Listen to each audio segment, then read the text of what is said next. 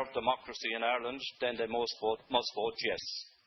As a Democrat, I will embrace and accept the will of the Irish people as I accept this bill which gives that choice to the people of Ireland. Good morning.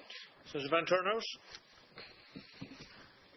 Thank you very much and welcome Taoiseach.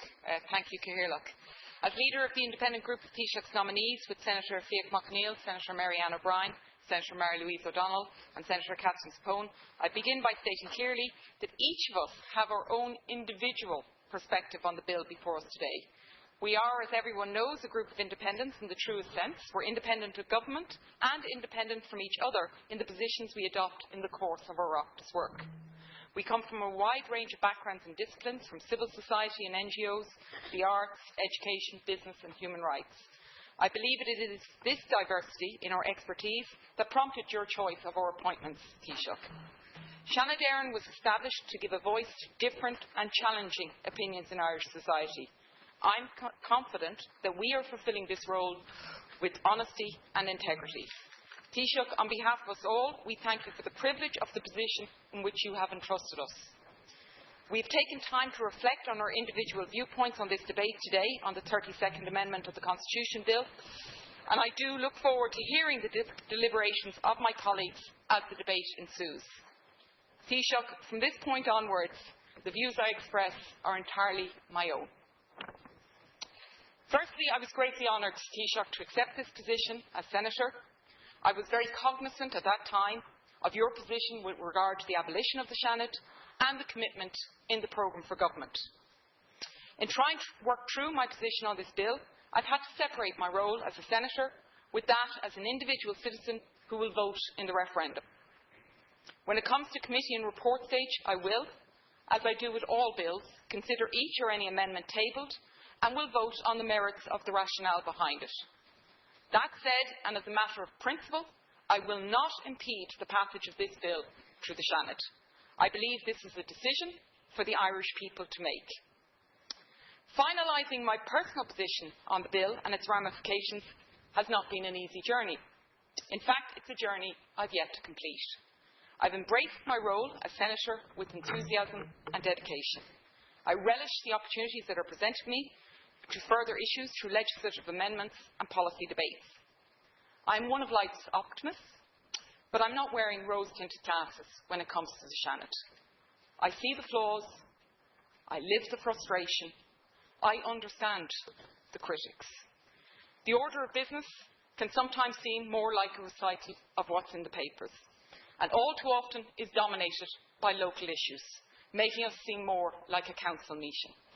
I decided some time ago not to participate in order of business where I believed not to participate only unless I believed there was an issue of national relevance that needed to be raised and debated immediately, and when there was no other channel that I could raise that issue. Several colleagues remarked that this decision would mean I would reduce my media presence, as this was the only part of our work in the Seanad that the media report on. I stand by my decision, as the record will show. However, these comments do make me wonder how the public are supposed to get a true picture and understanding of the work that we do. Proponents of abolition have stated that small countries, such as Ireland, don't need second chambers, which are more common in large federal countries or countries with deep divisions. Yet the countries that you've cited as good models for us to follow have a strong system of local democracy. Ireland has widened the role and functions of councils, but very few powers have actually been devolved. Increasing powers over the years have been absorbed by the executive, and one only needs to watch bills as they progress through the House to see the quality and openness of the debate is really up to individual ministers and their approach. I have sat here and watched in dismay as some ministers have basically rammed a bill through the House.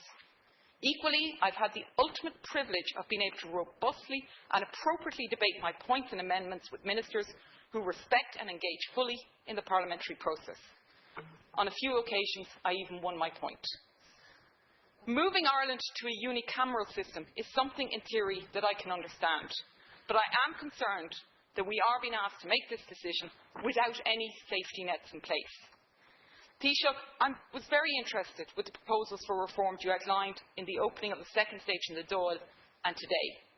there are many worthwhile proposals that I believe are not contingent on the abolition of the Seanad, and so why are we not now progressing ahead with these reforms? George Bernard Shaw said, "The best reformers the world has ever seen are those who commence on themselves," a sentiment with which I concur. I respectfully put it to you that all of the questions we are debating about the ability for the Seanad to reform apply in equal measure to the Dáil and to local government. Yes, there have been a number of reports on Seanad reform. I imagine we could stack this room high with books and articles on all aspects of political reform in Ireland. If we are to take decisions based on the number of reports written, then I'd like to know how many more reports do we need on alcohol-related harm before we take a decision on marketing and minimum pricing. I've seen first-hand how difficult it is to change a procedure or a standing order in the Seanad. People don't resist change in principle, but they do resist being changed. Is there a reason why some of the proposed changes cannot be immediately commenced? What is the incentive to change for deputies? Will the proposals get diluted as time progresses? Why wait for the results of a referendum to effect wider political reform? From working in Leinster House, I see the competing demands on TD's times, not to mention the local and constituency demands. Will they be able to free up the time needed to take on the increased legislative role? I think I'd have greater confidence if I saw more evidence of actual change and the ability to change. In the words of Barack Obama, he said, "Change will not come if we wait for some other person or some other time. We are the ones we've been waiting for. We are the change that we seek." If I look specifically at committee work and the proposals that have been put forward to strengthen it, yes, we've seen a small number of ministers bringing general schemes and heads of bills to joint committees for initial consideration, and this has to be really welcomed. I'm an active member of the Joint Committee on Health and Children, which is most ably chaired by Deputy Jerry Buttimer. I find my work on this committee very rewarding, and I believe there is scope for members to influence legislative and policy outcomes. However, if you hold our work up to scrutiny, you will see that there is only a small cohort of members who attend regularly for more than 20 minutes and who actively participate. You just need to look at the metrics. In July, we have quarterly meetings with the Minister for Children and Youth and the Minister for Health, respectively. One month in advance, we submit questions. For me, I have a long list of questions, but we're only allowed to ask 3. I draw down my short list. So you can imagine, with 21 members of that committee, the range of questions. However, I know with regard to the Minister for Health's quarterly review meeting on the 25th of July, only 10 of the 21 committee members have submitted questions. Even more disappointingly is only 6 of the 21 members have submitted questions for the Minister for Children and Youth. Is this because of the competing demands on representatives' times, or is it because of resource constraints? And will this be addressed by the proposed reform? Or if we look critically at an important issue for me of the Child and Family Agency that was announced in the programme for government with an anticipated budget of €546 million. Why was the committee process not used to give the heads of bill of this agency the scrutiny they deserve? This is a once-in-a-lifetime opportunity for reform. You see, I want to believe, but the evidence suggests otherwise. I have on numerous occasions expressed my willingness to support and actively engage in the process to establish the new agency. And yet to date, I have never heard silence quite this loud. In any proposal to reconstruct and reform, we need to ensure that there are members who are looking at issues with a national focus. We need balance in our discussions. The Seanad has at times represented views that have otherwise been unheard. There is another area of scrutiny that the Oireachtas has to date been lacking in finding an appropriate way to incorporate. Okay. And that is regard to EU scrutiny. And I don't think we are using the red and yellow card system of the Lisbon Treaty. I would also have liked to address the issue of costs, which is Taoiseach, because I think we also need to look at the equivalent costs for bringing in, strengthening demands in communities, resources, and also the timing. Why the rush? Why not have it with the European and local elections in May next year? Why not bring in the changes to the Dáil and local government and step up our EU scrutiny? Because this is the heart of my dilemma. Why is one contingent on another? I do question Also, the constitutional changes in regard to the President, judges and certain officials, such as the Controller and Auditor General. We need a distinct debate on those constitutional impact. In ending, I believe the events of recent years and days clearly show we need a political system that ensures we have a democracy built on accountability and transparency. We need to bolster our defences to ensure that powerful interests cannot have free rein. There is a clear and urgent need for political reform.